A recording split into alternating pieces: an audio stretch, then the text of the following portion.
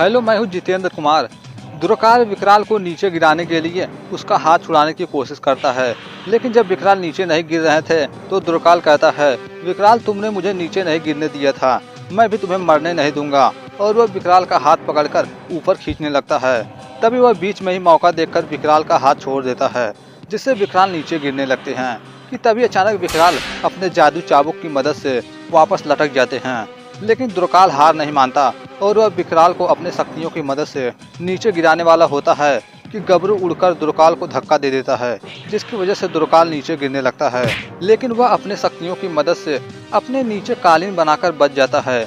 वहीं दूसरी तरफ विकराल चाबुक की मदद से लटके होते हैं, लेकिन जैसे तैसे करके ऊपर आते हैं। लेकिन दुर्काल वापस विकराल से लड़ने के लिए नहीं आता। उसके बाद विकराल वहाँ से निकलते हैं, जो कि लिली दुर्काल के बारे में पूछती है तो विकराल बताते हैं, यह बहुत लंबी कहानी है, बाद में बताऊंगा। उसके बाद विकराल जादुई कील ढूंढने के लिए उस कब्रिस्तान की ओर जाते हैं। उसके बाद विकराल, गबरू और लिली तीनों लोग उस कब्रिस्तान में फैले उस जादुई कील को ढूंढने की कोशिश करते हैं, जो कि वे तीनों काफी समय उस जादुई कील को ढूंढते हैं। जो कि रात के अंधेरे में उस कब्रिस्तान में गबरू की हालत बहुत ही खराब होती जा रही थी। वहीं विकराल के पीछे कोई बिना सर वाला प्रेत उनकी तरफ बढ़ने लगता है, लेकिन विकराल उसे एक ही पल में खत्म कर देते हैं।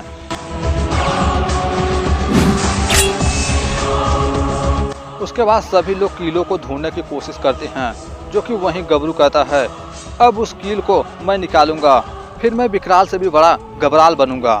कि तभी अचानक गबरू अपने पीछे किसी को देखता है, लेकिन गबरू दोबारा मुड़कर देखता है तो वहाँ पर कोई नहीं होता। लेकिन जब गबरू फिर से मुड़कर देखता है तो वहाँ पर कोई प्रेत होती है। लेकिन विकराल उस प्रेत को देखते ही खत्म कर देते हैं। वहीं लिली भी जादुई कील को ढूंढ रही होती है कि अचानक उसके सामने कोई भूत प्रेत आता है, जिससे लिली डर जाती है। लेकिन विकराल उसे भी खत्म कर देते हैं और आखिरकार वे तीनों उस जादुई कील के पास पहुंच ही जाते हैं।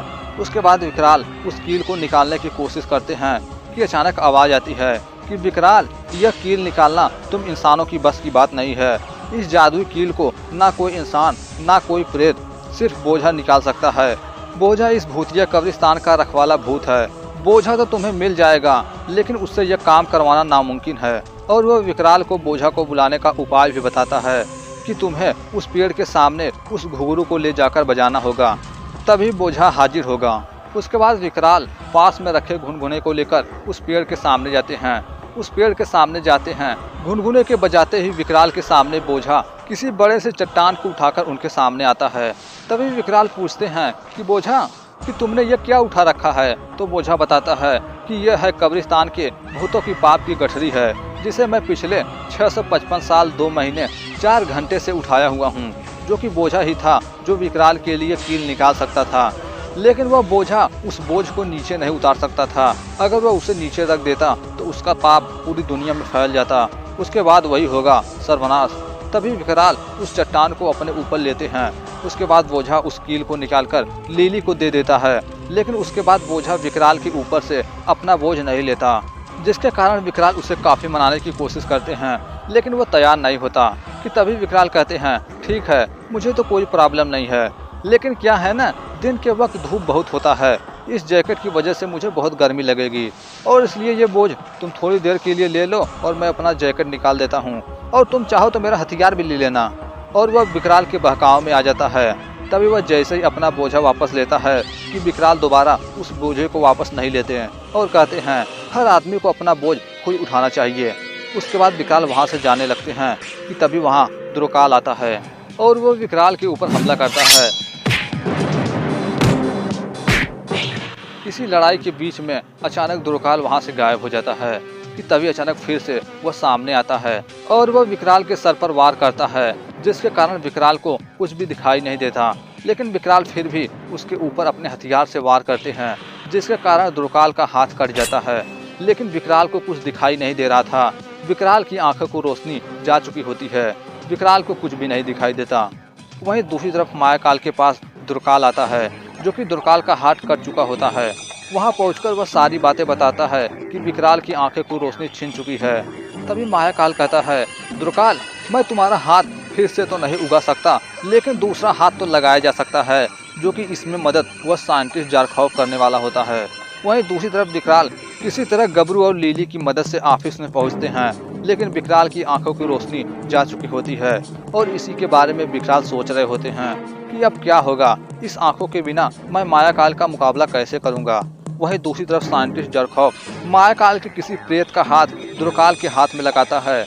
वहीं दूसरी तरफ लिली विकराल को बताए बगैर उसके लाइब्रेरी में चली जाती है। उसके बाद वे दोनों बटन दबाकर गुरुजी को वहाँ पर बुलाते हैं, लेकिन गुरुजी वहाँ पर नहीं आते और बताया जाता है कि विकराल, मैं इस वक्त अपनी तपस्या के लिए हिमालय पर्वत पर गया हूँ, लौटकर ही संपर्क करूँगा। मेरे शिष्य इस वक्त तुम्हारी रक्षा करे। अब लिली और गबरू के साथ एक और समस्या आ गई थी कि गुरुजी नहीं है। उसके बाद वे दोनों काफ़ी सोचते हैं। तभी गबरू ऑफिस में किसी किताब को खोलता है, जो कि गबरू चमत्कार करने वाली तांत्रिकों की किताब को ढूंढ लेता है और फिर उस किताब से पूछता है कि बताओ उस तांत्रिक का पता क्या है जो विकराल की आंखों की रोशनी वापस ला सके, विकराल को ठीक कर सके।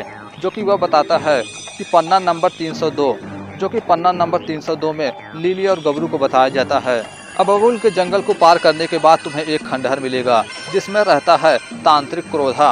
वह एक ऐसा लेप तैयार कर सकता है जिससे विकराल की आंखों की रोशनी आ सकती है, विकराल को फिर से दिखाई देने लग सकता है। जो कि वो उस तांत्रिक के बारे में और बताता है कि उस तांत्रिक के लिए गुस्सा बहुत ही खतरनाक है, अगर तुम लोगों ने उसे गुस्सा दिलाया तो काम बिगड़ सकता है। उसके बाद वे लोग उस जंगल से होते हुए उस खंडहर के पास जाने के लिए निकल पड़ते हैं। वहीं दूसरी तरफ दुर्काल का कटे हुए हाथ पर दूसरा हाथ लग जाता है, लेकिन दुर्काल का वह हाथ उसके कंट्रोल में नहीं होता, वह अपने मन का करने लगता है। कि तभी मायाकाल इस चीज़ का ध्यान रखने के लिए उसे कोई अंगूठी देता है, जो कि उस अंगूठी के पहनने के बाद वह हाथ दुर्काल के कंट्रोल में हो जाता है। लेकिन मायाकाल एक बात का ध्यान रखने के लिए कहता है कि जब तक यह अंगूठी तुम्हारे हाथ में रहेगी तो यह हाथ तुम्हारे काबू में रहेगा, अगर कहीं यह अंगूठी गिर गई तो यह हाथ फिर से तुम्हारे कंट्रोल से निकल जाएगा। और मायाकाल कहता है जब तक विकराल देखेगा नहीं तब तक वह चूहा अपने बिल से बाहर नहीं निकलेगा, जब तक वो बाहर नहीं निकलेगा हम उसे मारेंगे कैसे। लेकिन दुर्काल कहता है ऐसा नहीं होगा, क्योंकि मैं जानता हूँ कि विकराल की कमजोरी क्या है। लिली और गबरू, जो कि वे लिली और गबरू को भी देख रहे होते हैं कि वे जंगल को पार करके उस खंडहर के पास पहुँच चुके होते हैं और उस खंडहर में तांत्रिक क्रोधा को ढूंढ रहे होते हैं। जो कि उन्हें पता होता है कि इस खंडहर में एक चुड़ैल भी होती है और उन्हें उसी का डर होता है। तभी लिली पूछती है कि गबरू तुम्हें डर नहीं लगता? तो गबरू कहता है मैं मर्द हूँ, मर्द को कभी डर नहीं लगता। उसके बाद वे खंडहर की अच्छी तरह से छानबीन करते हैं, जो कि आखिरकार उन्हें सामने के पेड़ में वह तांत्रिक क्रोधा देखने को मिलता है। लेकिन उन्हें किसी भी तरह से उस तांत्रिक को गुस्सा नहीं दिखाना होता है, वरना वह उन्हें वह लेप नहीं देगा और विकराल की आंखों की रोशनी वापस नहीं आ पाएगी। वहीं दूसरी तरफ विकराल सोच रहे होते हैं कि लिली और गबरू मुझे बताए बगैर कहाँ चले गए, कहीं वे कोई बेवकूफ़ी ना कर बैठे तो मैं उन्हें कैसे बचाऊंगा। कि तभी अचानक विकराल को आभास होता है कि कोई ऑफिस में आ रहा है, जो कि वह अनजान शख्स धीरे धीरे करके विकराल की तरफ बढ़ रहा होता है। तभी विकराल उस पर हमला करने वाले होते हैं कि पता चलता है कि वह कोई और नहीं बल्कि कैप्टन ही होते हैं। और वे कहते हैं दोस्त इतना बड़ा हादसा हो गया और तुमने मुझे नहीं बताया। लिली ने मुझे फ़ोन करके सारी बातें बताई। वहीं दूसरी तरफ लिली और गबरू तांत्रिक क्रोधा के पास पहुंच चुके होते हैं, लेकिन वे इस बात का पूरी तरह से ध्यान रखते हैं कि तांत्रिक क्रोधा को गुस्सा ना आए, इसलिए वे तांत्रिक क्रोधा से प्यार से बात करते हैं और उन्हें सारी बातें बताते हैं कि हमारे सर विकराल है ना, उनकी आंखों की रोशनी चली गई है, कृपया करके आप वह स्पेशल लेप हमें दे दीजिए, आपकी बड़ी मेहरबानी होगी। तभी तांत्रिक क्रोधा कहता है तुम्हारा यह शांत स्वभाव मुझे बहुत पसंद आया, मैं तुम्हें वह लेप अवश्य दूंगा। उसके बाद वह तांत्रिक उस लेप की टोकरी वापस लाता है, जिसे देखकर गबरू कहता है लिली यह लेप हम ले जाएंगे तो विकराल बहुत खुश होंगे। और लिली कहती है कैप्टन भी बहुत खुश होगा। कैप्टन का नाम सुनते ही गबरू गुस्सा हो जाता है, जो कि लिली कहती है मैं कैप्टन को ऑफिस में भी बुलाया है, जिसके कारण गबरू और भी गुस्सा हो जाता है और कहता है तुमने कैप्टन को क्यों बुलाया। और वे दोनों एक दूसरे पर गुस्सा करने लगते हैं, जिसके कारण तांत्रिक को क्रोध आ जाता है और कहता है तुम दोनों यहाँ से चले जाओ वरना तुम दोनों को श्राप देकर भस्म कर दूंगा। और वह गबरू और लिली को वहाँ से भगा देता है। इस तरह वे उस लेप से भी हाथ धो बैठते हैं, जो कि यह सब कुछ मायाकाल भी देख रहा होता है। कि तभी अचानक मायाकाल के पास कोई चुड़ैल आती है और वह कहती है मायाकाल बेटे कैसे हो, क्यों बुलाया मुझे। तो मायाकाल बताता है कि भोली डायन, तेरे जंगल में 2 इंसान घुस गए हैं, तू उन्हें कैद कर ले, बाकी मैं संभाल लूंगा। उसके बाद वह मायाकाल का हुक्म लेकर वहाँ से अपने जंगल की तरफ निकल पड़ती है।